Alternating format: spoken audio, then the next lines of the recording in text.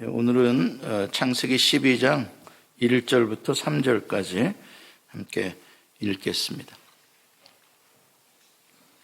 창세기 12장 1절부터 3절까지.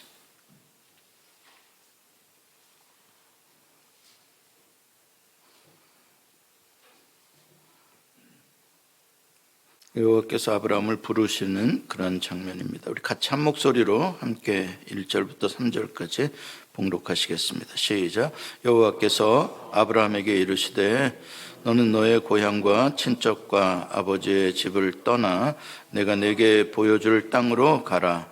내가 너로 큰 민족을 이루고 내게 복을 주어 내 이름을 창대하게 하리니 너는 복이 될지라. 너를 축복하는 자에게는 내가 복을 내리고 너를 저주하는 자에게는 내가 저주하리니 땅의 모든 족속이 너로 말미암아 복을 얻을 것임이라 하신지라. 아멘. 네, 오늘은 이제 족장 시대에 대해서 우리가 공부를 시작하도록 하겠습니다. 이미 제가 오리엔테이션에서 말씀드린 대로 창세기는 1장부터 11장까지가 전체 인류에 대한 보편적인 역사, 그리고 모든 사물들의 존재에 대한 그런 원리, 이게 이제 보편적인 것들이죠.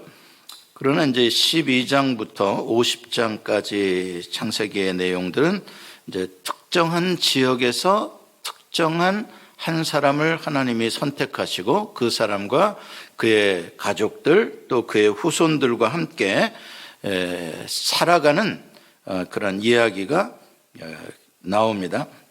그리고 나서 이제 그 패밀리가 애굽에 들어가 이제 숫자적으로 아주 크게 번성한 다음에 이제 출애굽을 해서 하나의 국가가 형성이 되고 그 다음에 이제 역사들은 그 국가의 흥망성쇠에 대한 이야기가 구약에 이제 이어지고 있는 것입니다.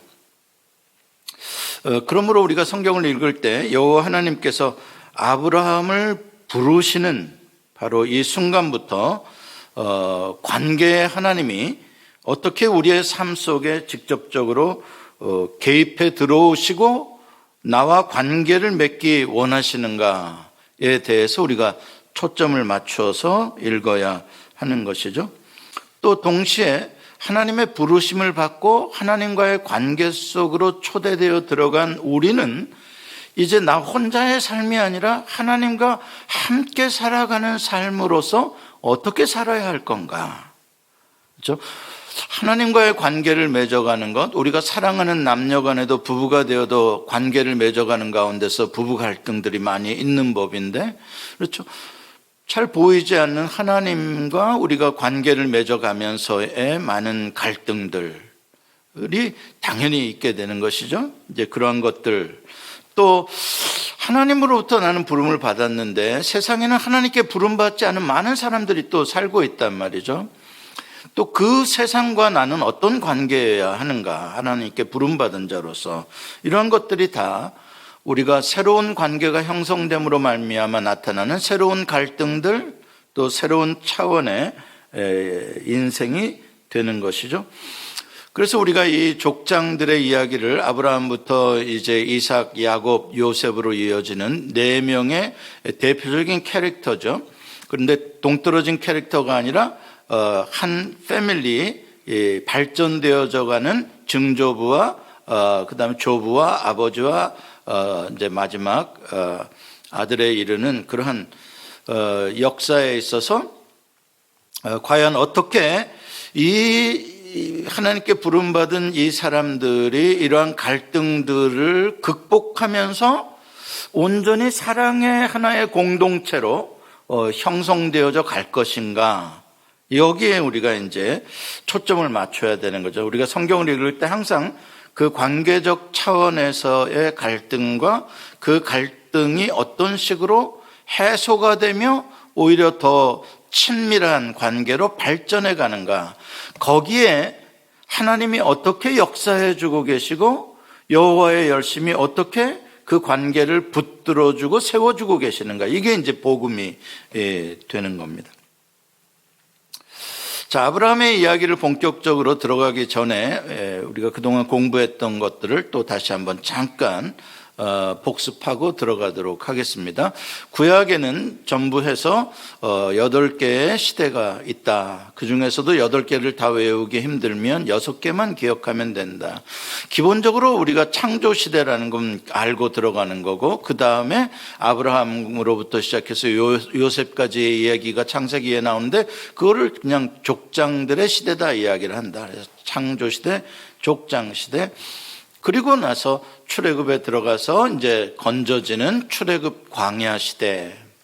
그 다음에 이제 가나안 땅을 정복해 들어가서 거기에서 정착하기 시작하는 사사 시대, 정복 사사 시대. 그리고 나서 왕을 세워달라고 그래서 이제 인간 왕이 하나님의 통치를 대행하기 시작하는 왕국 시대. 근데 솔로몬 왕 이후에 하나님께서 그 나라를 반으로 나누셔서 분열되죠. 그래서 먼저는 단일왕국 시대, 그 다음에 르호보암 이후에는 분열왕국 시대, 그 다음에 그 나라가 이제 망함으로써 바벨론 포로로 끌려가게 되어지는 포로 시대. 근데 포로 시대는 나중에 포로 귀환 시대까지 이렇게 해서 구약의 역사가 그렇게 흘러간다. 이건 아주 기본적으로 어려운 게 하나도 없어요. 여러분들이 가만히 생각하면 다 나오는 그런 시대 흐름이죠. 그렇게 기억을 해두셔야 되고, 구약의 39권의 책 가운데 있는 5개의 지혜서를 빼고 나면 나머지 34권인데 17권씩 나눠진다 그랬죠. 역사서가 17권, 선지서가 17권이다. 그래서 구약의 책들의 흐름을 이렇게 역사 순서대로 놓으면 창출, 민수, 사삼왕, 그렇죠? 데라느 이렇게 이어진다고 말씀드렸습니다. 창출민수, 사사망, 데라느 이런 순서로 된다는 것 여러분들 기억하시기 바라고요. 창조시대에 들어왔을 때에 하나님께서 자신을 특별히 이 1장, 2장에서 계시하신 3가지, 창조의 하나님, 관계의 하나님, 그 다음에 복 주시는 하나님, 이 3가지가 바로 구원의 역사를 이루어내시는 하나님의 중요한 속성들이다. 창조시대에 나타난 속성들이다. 하나님의 거룩성이라는 것은 하나님은 모든 피조물과 구별되신 창조주기 때문에 하나님은 홀로 유일하게 거룩하신 분이라고 우리가 말씀할 수 있고요.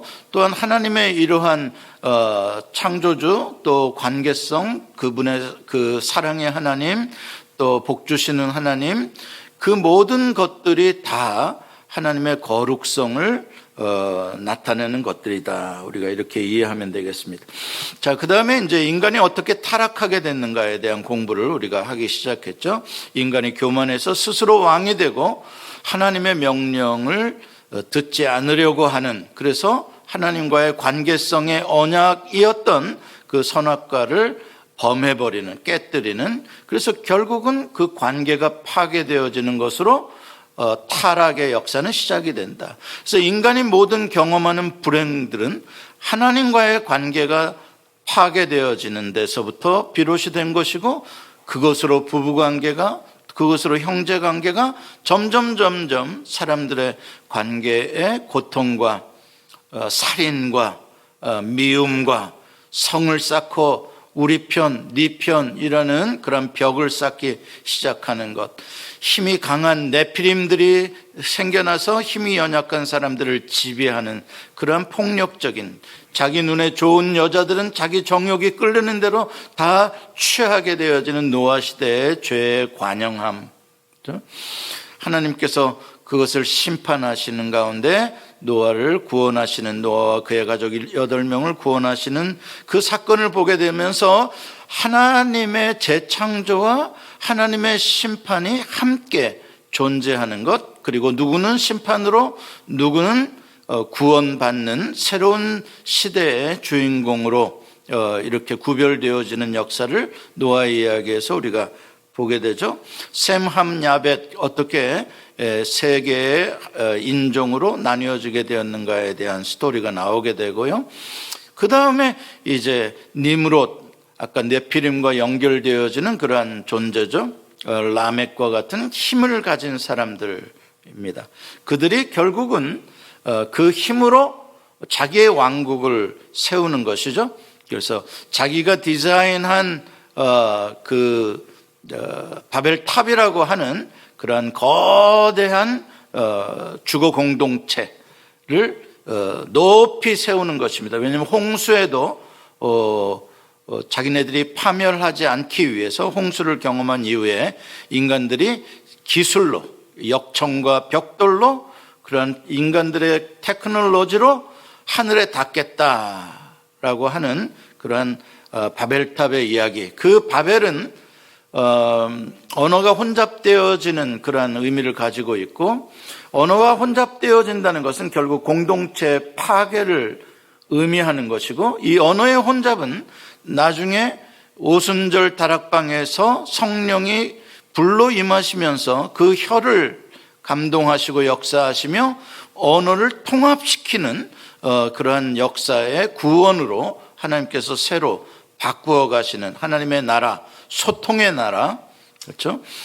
그래서 언어가 통하기 때문에 남녀노소, 인종과 상관없이, 민족과 상관없이 우리는 한 하나님을 왕으로 섬기는 똑같은 랭귀지, 사랑의 언어를 쓰는 그러한 그리스도인의 왕국의 백성으로 살아가게 된다라는 것을 바벨탑으로부터의 구원, 하나님의 나라를 보여주는 사건이 오순절 다락방의 이야기입니다.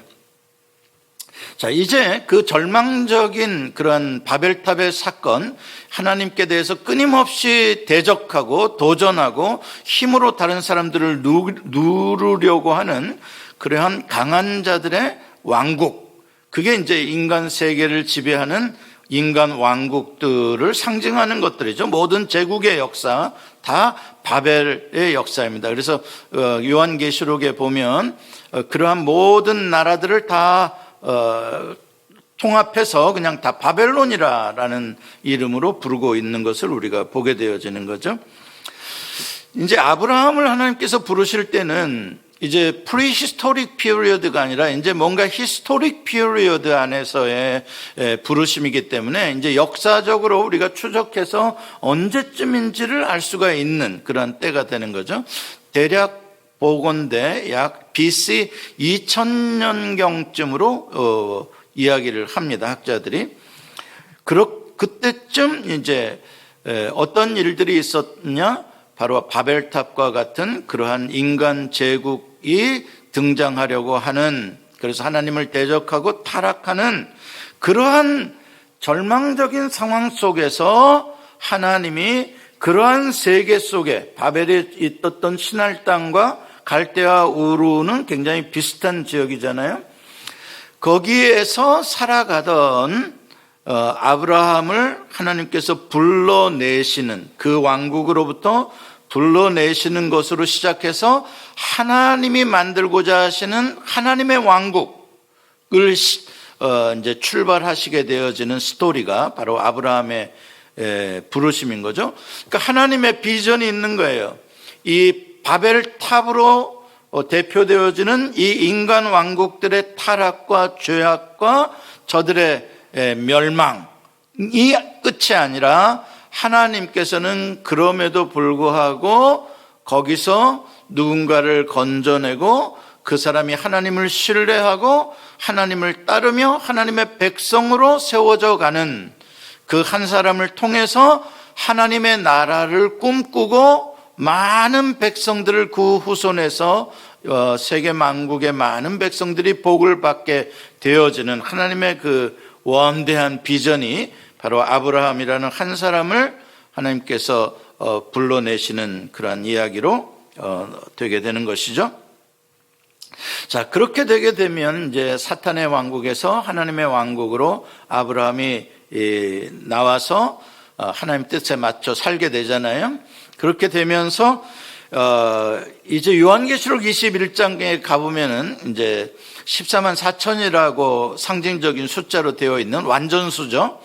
신구약을 통틀어 구원받은 자들의 전부, 그 상징적인 숫자입니다. 엄청나게 많은 숫자이죠. 몇 명인지는 우리가 정확하게 구체적인 숫자는 다 알 수가 없는 그런 어마어마한 구원받은 자들의 새 예루살렘 성에 들어가게 되어지는 바로 이 아브라함의 부르심으로부터 그렇게 연결되어지는 하나님의 원대한 비전, 우리는 이걸 보게 되는 것이고, 결국 하나님이 승리하셨구나, 하나님이 결국은 원하시는 그 세계를 만들어 내시는구나, 이 모든 사탄과 인간들의 대적과 반항에도 불구하고 하나님은 하나님의 구원의 역사를 성취해 가시는구나, 이게 이제 성경에 기록되어져 있는 그 구원사의 역사이죠. 그래서 많은 사람들을 구원 얻게 하시는, 충만한 숫자가 구원 얻기까지 하는 쉬지 않고 일하시는 하나님 뿐만 아니라, 숫자 문제만이 아니라 하나님의 구원의 역사를 보면 그냥 단순히 양적인 구원이 아니라 질적인 구원을 동시에 추구하시는 것을 우리가 보게 되어지는 거죠. 질적인 구원이라는 게 바로 뭐예요? 성화죠. 아브라함 한 사람을 구원하셔서 그 사람이 그냥 자식을 많이 낳아서 그냥 구원이 이루어졌다가 아니라, 아브라함 한 사람의 믿음이 얼마나 성장하며 성숙하게 그의 인격이 하나님을 닮은 거룩한 사람으로 변화되어져 가는가, 그 수십 년의 신앙생활 동안 거기에도 하나님께서는 아주 중요한 구원에 초점을 두고 계시다라는 것을 우리가 볼 수가 있습니다. 그래서 언제나 성경 전체에 흐르고 있는 하나님의 구원 사역의 두 개의 기둥은 성화와 선교, 언제나 두 개가 질적인 성숙과 양적인 확장, 이 두 가지가 언제나 함께 있다는 것을 우리는 아브라함의 스토리, 족장들의 스토리에서 우리는 보게 되어 가는 것이죠. 그래서 세상 사람들과 같았던 그런 가치를 추구하고 살던, 땅에 썩어질 걸 추구하고 힘을 추구하고 살던 우리들이 하나님의 나라에 들어와서 전혀 다른 영적인 하나님의 나라, 또 영원한 하나님의 나라, 또 하나님의 말씀, 그 하나님의 거룩하신 성품, 그런 것들을 추구하며 살아가는, 그래서 결국 우리가 하나님을 모시고 살아가는 거룩한 성전이 되어져 가도록 우리를 지어가시는 그런 하나님의 열심이 이 족장들의 스토리 가운데 나오게 되는 것입니다. 우리가 성경을 읽을 때 내러티브로 성경을 읽는다라는 것은 무슨 뜻이냐면, 언제나 관계성으로 읽어야 됩니다. 관계의 중심에는 언제나 하나님이 계시고, 그 관계의 모든 문제를 풀어가시는 분도 결국은 하나님이십니다. 그러면 어떤 사람들이 과연 하나님과 어떤 관계를 맺어가며 또 어떻게 그 관계가 깨져가는지, 아니면 그 관계가 더 깊어져 가는지, 우리가 이런 차원에서 성경을 읽어가는 것, 이게 내러티브로 성경을 읽어가는 매우 중요한 우리가 포인트죠. 자, 이제 오늘 본문으로 조금 들어가서 보십시다. 아브라함 한 사람을 1절에서 부르십니다. 그렇죠? 아브라함을 여호와께서 부르셨다. 그런데 3절에 가보면은 3절 끝에 땅의 모든 족속이 너로 말미암아 복을 얻을 것이라, 이렇게 말합니다. 그렇죠? 한 사람이 어디로 연결되는 비전을 가지고 있다고요? 땅의 모든 족속이, 그렇죠? 하나님의 놀라운 꾸밈이 거기에 담겨 있죠. 그리고 2절에 보면, 2절 끝에 보면 너는 복이 될지라 이야기를 하고 있습니다. 한마디로 복덩입니다. 그냥 아브라함이 복이야, 그냥 복. 우리는 복을 달라고 이야기를 하는데 하나님은 그렇지 않아요. 우리를 복으로 만드시는 거예요. 이게 뭐가 다른 것 같아요? 복을 주시는 것과 내가 복이 되는 것과 뭐가 다르는 것 같아요? 달라요. 내가 복이 되면 내가 하는 일마다 복이 되는 거예요. 이게 다른 거예요. 하나님은 나에게 그냥 복의 수혜자로 있도록만 하시는 게 아니라, 나를 통하여 복이 이루어져서 다른 사람들에게 그 복이 나누어지기를 원하는 그러한 복의 창조자라서 우리를 쓰시기를 원하시는 거예요. 놀라운 이야기죠. 하나님의 선택을 받고 하나님의 부르심을 받은 사람은, 그 사람은 복이에요. 복. 그 사람이 복 있는 사람은 시편 1편에 나오잖아요. 복 있는 사람이라는 게 뭔가? 바로 하나님의 부름을 받고 하나님과의 구원의 관계가 형성된 사람, 그 사람이 그냥 복 있는 사람, 복이 되는 거죠. 자, 이 하나님께서 아브라함을 부르시는 데는 두 가지의 중요한 사실이 있습니다. 제가 다 말씀드릴 수는 없고 가능하면 좀 줄이고 어떤 전체적인 원리를 터치하기 위해서 좀 줄이려고 합니다. 자, 아브라함을 부르셨다. 이게 첫 번째 중요한 원리는 뭐냐? 하나님 나라에 들어가는 건 개인의 노력이나 개인의 깨달음이나 개인의 자격이나 개인의 그러한 의지로 선택되어지는 게 아니다. 이루어지는 게 아니다라는 거죠. 하나님 나라에 들어가는 은혜, 복이 되는 은혜, 이거는 나의 노력과 상관없는 거다. 나의 자격과 상관없는 거다. 뭐예요?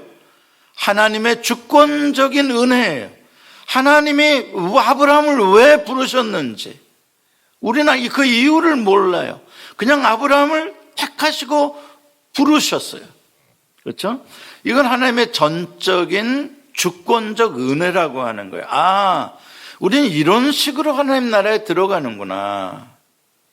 이게 성경 전체에 나와 있는 구원의 가장 기본입니다.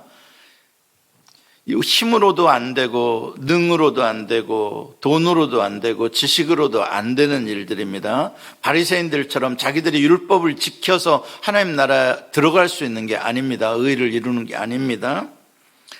언제나 하나님의 먼저 불러주심의 선은혜, 은혜가 먼저다.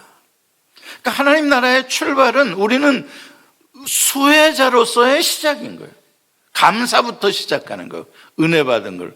이건 어떤 원리랑 똑같은 거냐면, 인간이 태어나 봤더니 인간을 위하여 모든 세상 만물이 다 만들어져 있어. 그렇죠?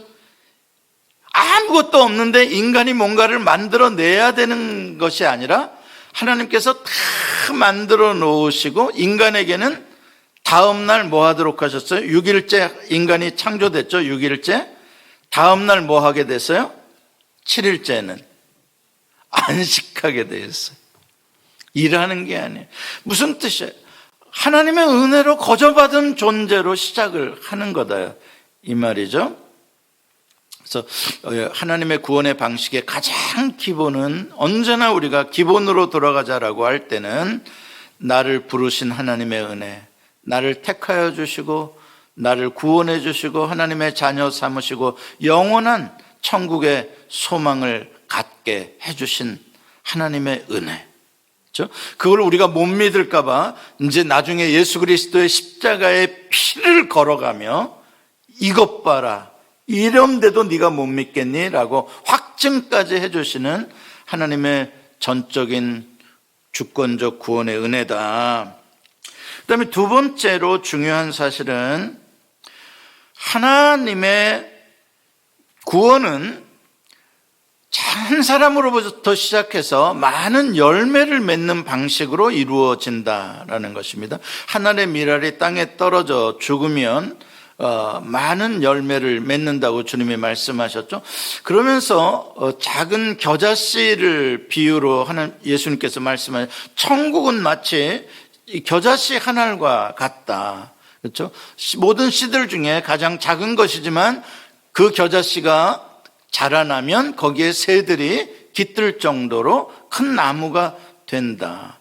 가루 서말에 넣은 누룩과 같다. 잘 보이지 않고 아주 적은 것이지만 그러나 그게 가루 서말을 다 부풀게 하듯이 하나님의 나라는 작다 그래서 절대 낙심하면 안 되고 절대 느리다고 포기해도 안 된다. 나 한 사람이 뭘 할 수 있을까? 이거는 하나님의 나라를 전혀 모르는 거다. 하나님의 원리는 한 사람 아브라함의 부름으로부터 시작해서 우리들이 지금 아브라함의 후손이 되어지는 이 놀라운 하나님의 비전이 있는 것이다. 하물며 여러분들을 불러 미국 땅에 오게 하시고 자녀를 낳게 하시고 교회를 출석하게 하시는 이러한 한 사람의 역사는 너무 대단한 거다. 교회도 그래요.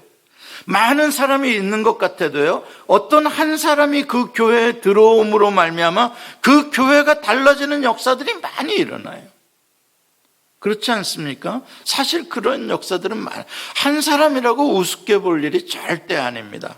그래서 하나님의 역사는 언제나 이렇게 한 사람으로부터 시작해서 많은 것들을 만들어내신다. 그래서 우리는 처음에 시시하다, 적다고 또 느리다고 절대 낙심하거나 포기하면 안 됩니다. 또한 하나님 나라의 백성으로 살아가게 되어지는 가장 중요한 관계에 있어서의 원리인데, 하나님과 하나님의 부르심을 받은 사람과의 관계성에서의 가장 중요한 원리, 그건 순종의 관계입니다. 선악과라는 것도 바로 하나님은 창조죠, 우리는 피조물로서의 그 언약의 순종을 해야 하는, 그것을 깨뜨릴 때 순종하지 않으려고 그 선악과를 먹었을 때 관계는 깨지잖아요. 그래서 하나님과 우리와의 관계는 하나님은 말씀하시고 우리는 순종하는 관계다. 하나님이 인도하시고 우리는 따라간다라는, 순종이라는 말은 따라간다는 말이에요. 순수히 따라간다. 따를 종자예요. 그러니까 이건 뭐를 전제로 하고 있냐면, 하나님이 앞서가시고 우리는 그 하나님을 따라간다. 이거를 할라크라고 하는, 동행이라고 하는 거예요. 동행. 그러니까 순종이라는 건 뭐를 전제로 한 단어냐면, 하나님과의 동행하는 라이프를 시작했다는 거예요. 하나님과 함께 걸어가는 삶을 시작했으니까 내가 어떻게 해야 된다? 나는 앞길을 몰라요. 어디 가면 사는 길인지 어디 가면 죽는 길인지 몰라요. 하나님은 나를 생명의 길로, 축복의 길로, 그 길을 아시고 나를 인도하셔요. 가이드죠, 하나님이. 그러면 나는 뭐예요? 따라가면 복을 받는 거죠. 그게 순종이에요. 믿고 따라가는 거예요. 선한 목자의 뒤를 양들이 믿고 따라가면 쉴만한 물도 만나고 좋은 풀도 만나고 가듯이 따라가는 거, 그게 순종이에요. 그러니까 왜 이렇게 순종이 어렵냐 그러면 참 희한한 말이죠. 순종이 어려워? 그거 굉장히 쉬운 건데 그냥 따라가면 되는 건지, 너보고 길을 개척하라 그러는 것도 아니고 말이지, 찾아가라는 것도 아니고 하나님이 가시는 대로 따라가라는 말이잖아요. 동행. 창세기에서 나오는 하나님에 대한 계시의 단어들 중에 엘샤다이라는 단어가 나오게 되는데요. 엘샤다이라는 단어가 이제 너에게 100세의 아들을 줄 것이다. 내가 이미 99세인데 무슨 이 나이에 무슨 아들입니까? 이제 이렇게 하나님 앞에서 약간 이제 아브라함이 좀 그러잖아요. 그러니까 나는 엘샤다이다. 나 여호와는 엘샤다이다. 나는 근데 내가 내게 능치 못할 일이 있겠느냐? 내가 하지 못할 일이 있겠느냐? 그러면서 엘샤다이다 이렇게 이야기를 했어요. 근데 이 말은 굉장히 사실 이 신학자들에게 있어서는 굉장히 도전적인 그런 이 주제예요. 공부해야 되는 굉장히 어려운 말이에요. 왜냐하면 이 샤다이라는 말의 어원을 찾기가 그렇게 단순하지가 않거든요. 샤다이라는 게 도대체 어디서부터 나온 말이냐. 엘이라는 건 뭐 하나님을 통칭하는 말이라는 건 알겠는데, 근데 이제 그거를 영어로는 뭐라고 번역을 했냐면은 God Almighty라고 번역을 했어요. 전능하신 하나님이다. 그래서 엘샤다이 그러면 지금 다 전능하신 하나님으로 해석을 다 합니다. 그건 그럼 샤다이가 전능하다는 뜻이냐? 아니, 그거는 아닌데, 그런데 왜 전능하다라고 해석을 했냐 그랬더니, 문맥상에 내가 하지 못할 일이 있겠느냐라 그래서, 하나님 다 전능하신다고 계시를 하려고 엘샤다이라고 하셨나 보다라고 했는데, 이제 나중에 이제 학자들이 공부를 하면서 이제 고대 수메르어를 찾아가면서 공부를 하는데, 이 샤다이의 어원이 되는 샤데라는 어떤 단어들이 나오는데, 이 샤데라는 단어들은 두 가지의 의미를 가지고 있어요. 첫째는 산이라는 의미도 있고요. 그래서 God of Mountain, Mountain God이라는 의미도 가지고 있어요. 그러니까 신의 산에서의 하나님, 호렙산에 나타나신 하나님, 어떤 그런 산에서의 하나님, 높은 산에 올라갔을 때에 거기서 나타나신 하나님, 이 산과 이 하나님과의 연관되어지는 것들이 좀 있고요. 또 샤다이라는 말은 어디와 연결되냐면은 로드, 길이에요, 길. 그래서 길신이다. 이 길신이다라고 하는 말은 뭐냐면은 아까 가로브 할라크를 말하는 거예요. 동행하는 신이다, 인도하는 신이다. 왜냐하면 고대에 이제 그 아브라함처럼 이제 이렇게 이동하는 노매드라고 하잖아요. 유목 생활을 하게 되는, 목축하는 그런 사람들. 이제 이 사람들은 한 곳에 정착하는 게 아니라 목초지를 따라, 계절에 따라 이렇게 이제 더 좋은 곳을 따라 이렇게 이동을 하게 되는데, 그러다 보니까 모르는 다양한 길을 다녀야 하고 계절마다 그 길이 바뀌고 굉장히 어렵죠. 길에서 강도를 만날 수도 있고. 그렇기 때문에 정착하는 사람들보다도 이동하는 사람들에게 있어서의 신앙심은 더 강해야 됐던 거죠.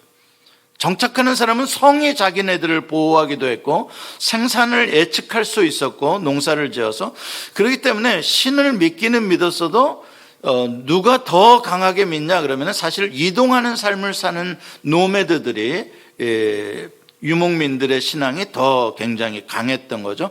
그런 의미에서 길신, 동행해 주시는 신, 인도하시는 신, 이거는 매우 성경에 있어서 중요한 개념이에요. 저는 이거를 굉장히 이 학자들의 주장 가운데 이 길신으로서의 하나님에 대해서는 저는 많이 동의하는 편입니다.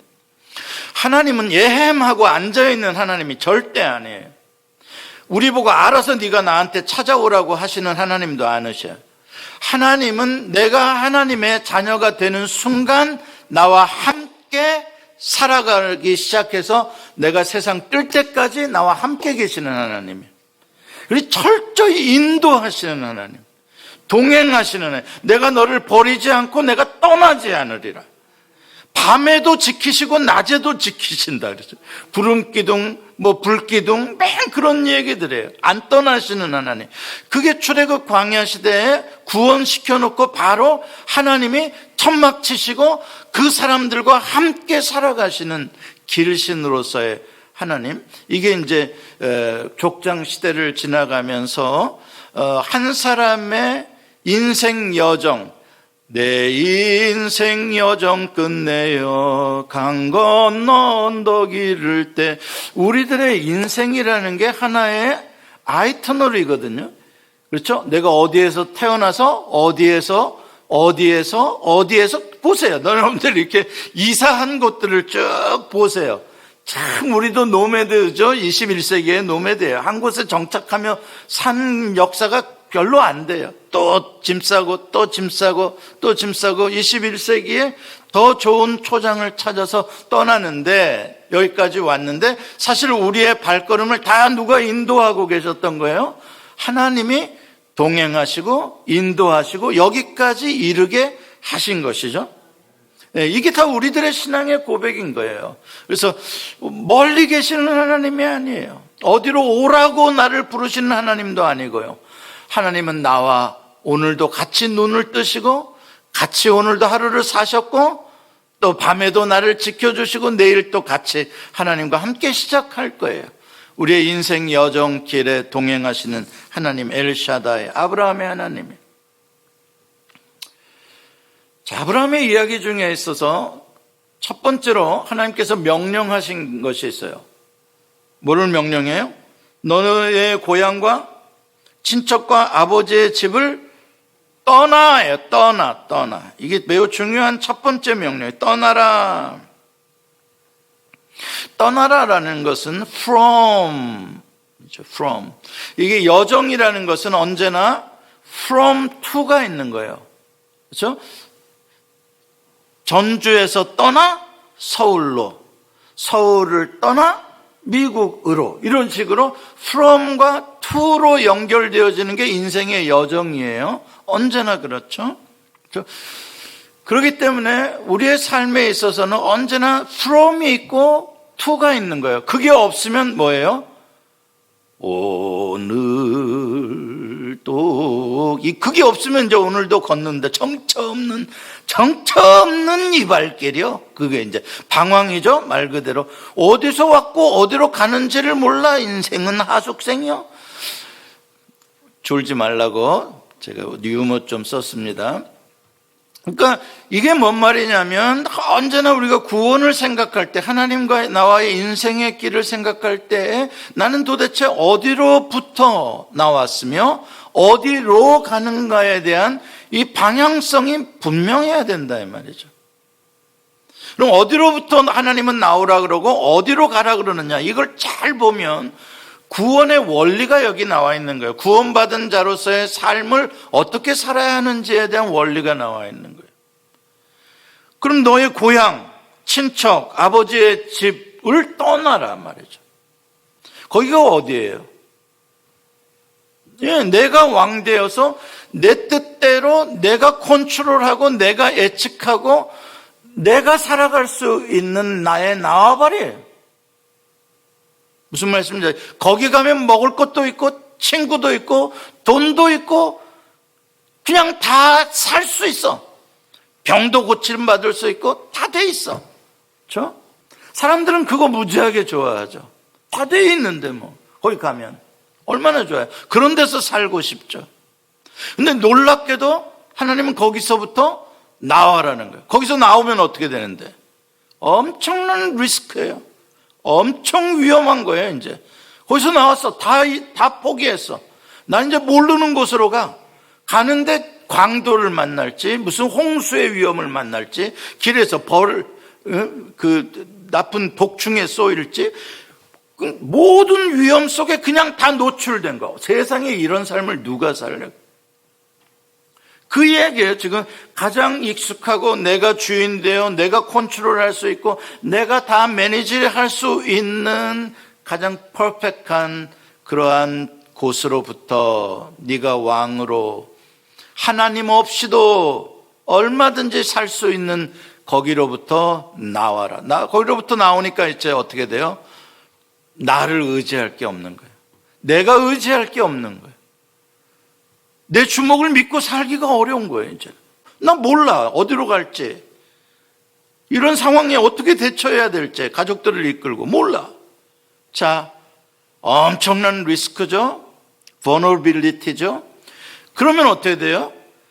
내가 믿을 만한 누군가를 의지하게 되어지는 거예요. 이제 비로소 그게 여호와가 그걸 해주시겠다는 거예요. 이제 믿음으로만 살아갈 수 있는, 다 모든 걸 갖추었기 때문에 살아갈 수 있는 공간이 아니라 여호와 하나님만 믿고 가게 만드는, 나를 연약하게 만들어서 여호와 하나님만 따라가게 만드는 세계죠. 그러면은 거기로부터 나왔어요. 근데 자꾸 글로 가고 싶어지죠. 위험을 만나면 다시 그리로 가고 싶어져요. 심지어 애굽에서 나왔던 사람 백성들도요, 노예로 살던 애굽을 그리워했던 거 아시죠? 광야에서 애굽으로 우리 다시 돌아가자. 거기서 뭐 고기도 먹었고 뭐 양파도 먹고 뭐 거기 옛날에 거기 살만했어.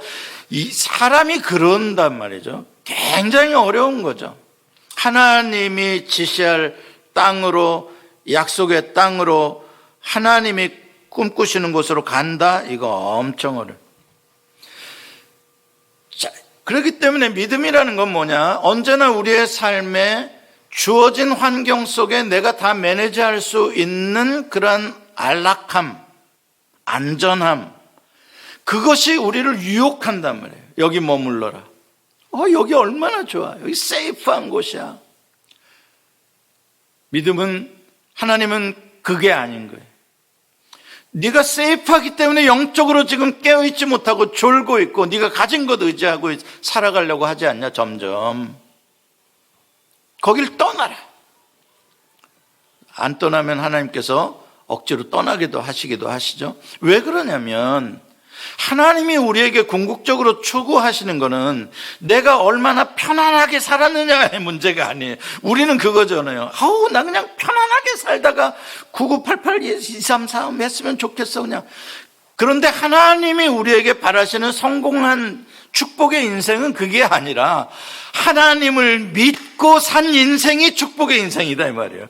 그러니까 우리가 이빨이 초점을 바꿔야 돼. 하나님이 원하시는 건 나의 편안함과 행복이 아니라 하나님이 나에게 원하시는 것은 믿음과 거룩이다. 하나님이 나에게 진짜 원하시는 것은 이 땅이 아니라 영원한 하나님의 나라다.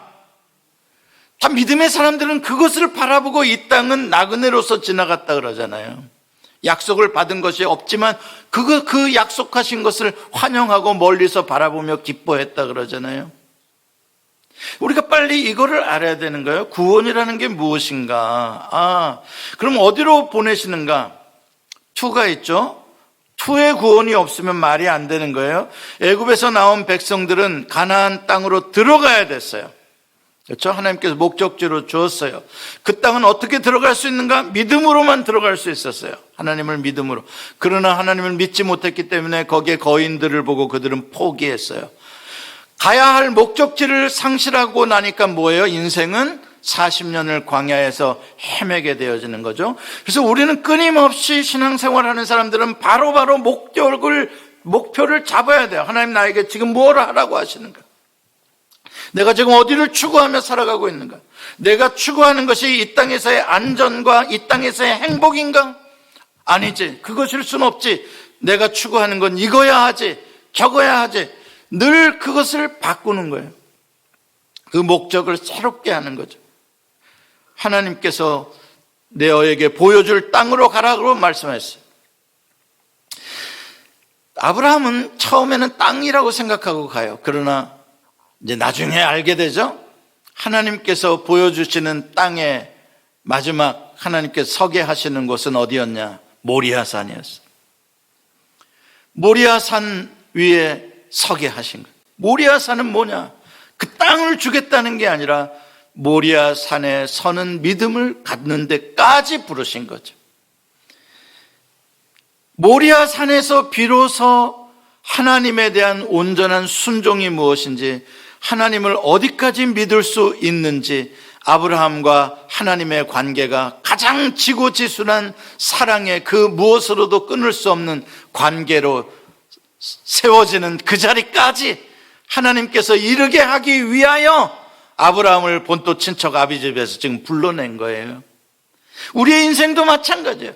지금 계속 그 하나님을 어디까지 신뢰하며 나의 궁극적인 관심과 나의 궁극적인 나의 사랑이 과연 하나님께 있는가에 대한 모리아산까지의 우리의 신앙의 여정인 거예요. 거기까지 이르는 동안 아브라함의 믿음은 많이 성장하죠. 성숙하죠. 초기에는 많이 방황하고 하나님도 의심하고. 왜? 아브라함은 자식과 땅을 추구하며 갔단 말이에요. 이제 어렸을 때의 신앙이죠. 그렇죠? 신앙이 사람의 마음속에서 작은 단계에서는 언제나 눈에 보이는 땅과 자손, 이게 이제 제일 큰 축복이에요. 축복을 받는 거예요. 내가 복이 된다는 개념을 이해를 못해요. 축복을 받는 거죠. 그래서 땅하고 자손을 많이 해달라. 그런데 안 주잖아요, 하나님께서. 이상하게. 그럼 아브라함은 갈등이 생기죠. 이거 뭐야?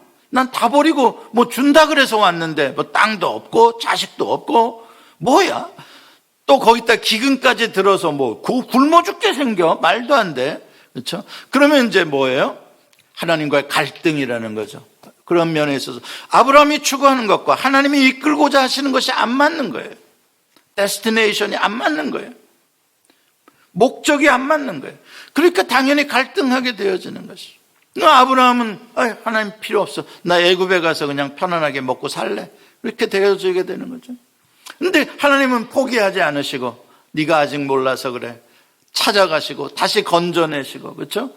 하나님께서 계속 아브라함의 실수를, 하갈을 취해서 이스마엘을 낳는 실수를 통해 또 다시 아브라함을 불러주시고 그것 때문에 아브라함은 많은 하나님과의 갈등만이 아니라 가족 간의 많은 갈등들과 아픔들을 아브라함은 경험하게 되고, 믿음으로 살아야 되는데 믿음이 시험 당할 때 꼭 내 머리가 앞서기 때문에 문제가 만들어지는 일들, 이게 전부 다 우리들이 살아가는 삶 속에서 경험되어지는 것들이죠.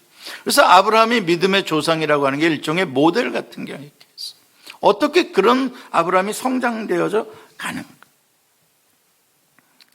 그리고 모리아산에서 확인하고자 하나님께서 하셨던 건 바로 뭐냐면, 믿음의 궁극적인 목적이 어디 있었느냐를 확인하자는 거예요.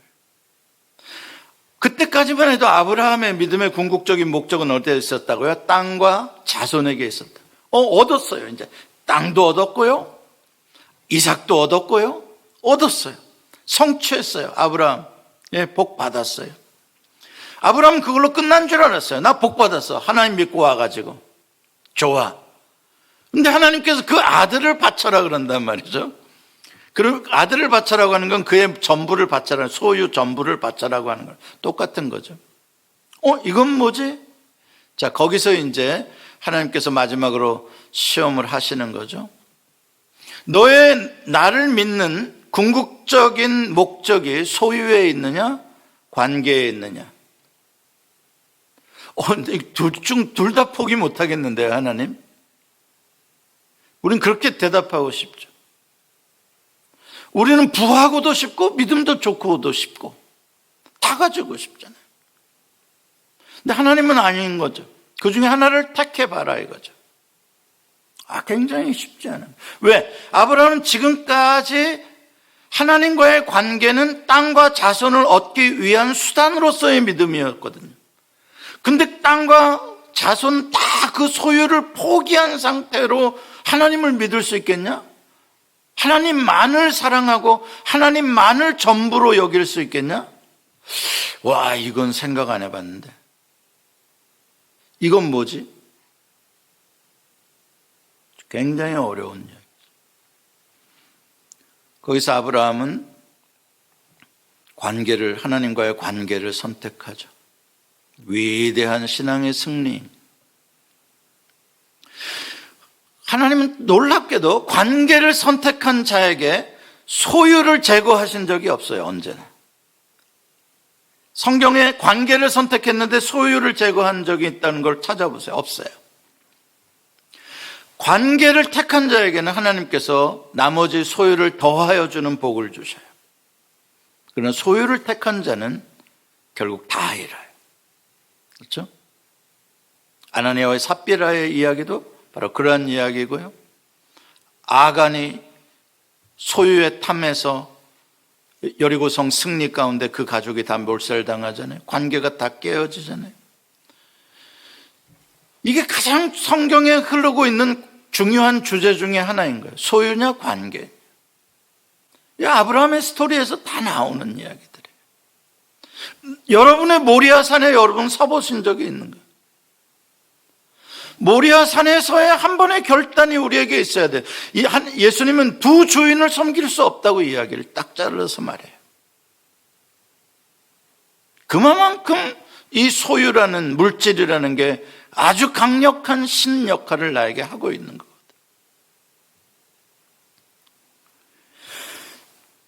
창자는 소유를 위해서 아버지와 형과의 관계를 다 끊어버리는 사람입니다.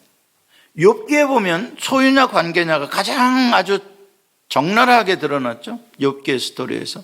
사탄이 주장하는 게 뭐예요? 욥이 하나님을 잘 섬기는 이유는 하나님이 욥에게 소유를 주셨기 때문이다. 고로 소유를 치시면 당신과의 관계는 깨질 거다. 사탄의 주장이죠. 확신하죠. 그래서 소유를 제거하잖아요. 아주 위험했죠. 왜? 그것으로 하나님과 욥과의 관계가 소유로서 증명이 되었었는데, 소유가 풍성함으로써 하나님과 욥과 좋은 관계가 있다는 것으로 사람들에게도 증명이 되었는데, 소유가 제거되고 나니까 하나님과 욥이 소유 없이도 그냥 둘이 온전한 관계가 될 수 있는 거야? 죄인과 심판주의 관계가 아니라, 그렇죠? 그게 이제 친구들의 주장 아닙니까? 너가 죄인이라 소유 잃었다. 아니야. 온전한 관계인데도 소유가 없을 수 있어. 제거될 수 있어. 이게 엄청난 신학인 거죠. 그렇죠? 언제나 소유가 있어야 한다라고 주장했던 것이 아니야. 소유가 절대적인 관계를 증명하는 게 아니야. 절대적인 관계가 먼저 존재한 다음에 소유는 있고 없고는 그 다음이야. 이게 욥기의 가장 중요한 주제잖아요. 우리가 신앙생활 할 때도 언제나 바로 이것이 우리에게 유혹이 되는 부분입니다. 우리 이걸 한번 넘어가야 돼. 아브라함의 이야기에서 그 다음에 중요한 거는 언약의 하나님. 언약의 하나님이라는 이름이 여호와예요. 그러니까 여러분들이 여호와라는 이름이 나는 여호와라라고 하나님께 선언할 때 관계의 하나님, 언약의 하나님. 언약이라는 건 관계 속에 주어지는 약속이잖아요. 관계를 깨뜨리지 않겠다. 깨뜨리면 벌을 받겠다라는 게 언약적 관계라고 하는 거잖아요.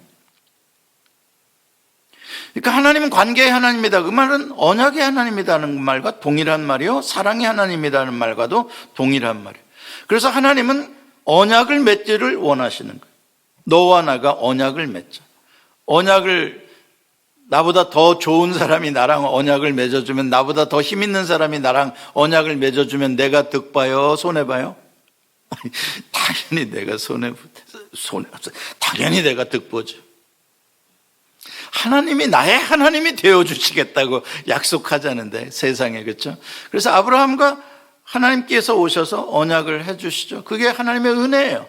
하나님께서 나에게 언약해 주셨다는 게 은혜예요. 따라서 언약은 당좌수표다. 요새는 당좌수표라는 말을 안 쓰죠, 미국은. 옛날에 당좌수표는 보증이 확실한 거예요. 은행에 잔고가 있어야지 끊을 수 있는 그거예요. 수표예요. 그렇죠? 자기압 수표 같은 거예요, 쉽게 말하면. 하나님의 언약 그런 거예요. 우리들에게 있어서. 그러니까 우리는 눈에 보이는 물질을 들고 쌀을 들고 사는 게 아니라, 돈을 들고 사는 게 아니라, 믿음의 사람들은 뭐를 들고 사냐? 하나님의 언약을 붙잡고 사는 거예요. 우리의 주머니를 열어보면 우리 주머니 지갑 속에서 뭐가 나온다면 언약의 카드가 나오는 거예요. 언약의 카드. 하나님의 언약이에요. 우리는 그거 가지고 다 긁고 다니는 거예요. 외상. 하나님 언약이에요. 하나님 다 갚아주셔. 크레딧이 무한대의 크레딧, 하나님께서 주신 언약, 그거 가지고 담대하게 사는 거예요. 이 세상에서 담대하게 사는, 모든 걸 가능하신 분이 나와 약속하셨다. 이 언약의 하나님과의 관계성은 구약과 신약의 전체를 흐르고 있는 매우 중요한 구원의 사회의 핵심이에요. 아브라함과의 언약, 그 다음에 이삭과의 언약, 야곱과의 언약, 그렇죠? 그 다음에 또 뭐가 나와요? 다윗과의 언약? 그 중요한 언약 나오잖아요. 그리고 예수 그리스도를 통하여 그의 피로 새 언약을 맺으시잖아요. 그 언약의 백성들. 그래서 우리를 언약을 가진 백성들이다. covenant people이라고 그러는 거예요. 언약을 가진 백성이다. 하나님의 언약을. 이게 믿음으로 사는 거예요. 그래서 믿음은 보이지 않는 것들에 대한 증거고, 또 뭐의 실상이라 그러죠? 예. 그러니까 그건 뭐냐면은 수표지만 현찰로 생각하고 살아간다라고 하는 것들입니다. 자, 언약의 하나님을 믿고 오늘도 동행하는 것, 그게 생활 신앙이에요. 신앙생활 속에서, 생활 속에서 늘 언약의 하나님이 나와 함께 하시고 하나님이 폐위하신다.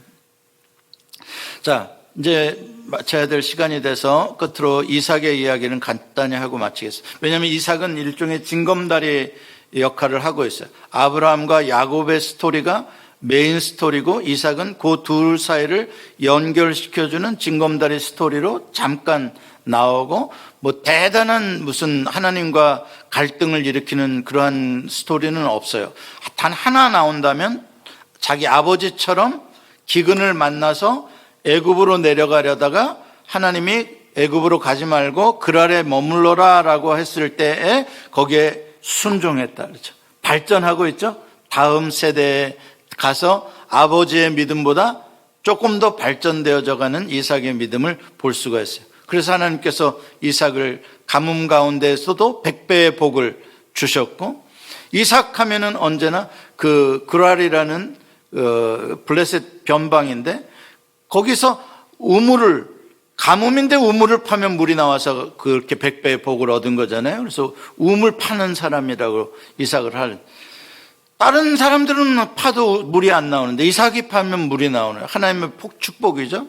그러면 이제 다른 사람들이 뺐죠. 그거를 우리 땅이다, 우리 거다 막 어거지로. 그러면 이삭은 평화의 사람이요. 거기서 화평하고 언약 맺고 떠나죠. 그리고 또 새로 우물을 파고 그렇게 하나님을 신뢰하고 이방 사람들과 다투지 아니하며 그렇게 오히려 그들에게 물을 제공해 주는 그러한 사람으로서의 이삭. 자, 그것보다도 징검다리로서의 이삭의 역할이 중요하다 그랬어요. 징검다리로서는 뭐예요? 이제 야곱이라는 그 아들을, 아브라함의 손자 이삭의 아들을 낳게 되어지는 그 중간으로서. 그래서 리브가가 쌍태를 베게 되죠.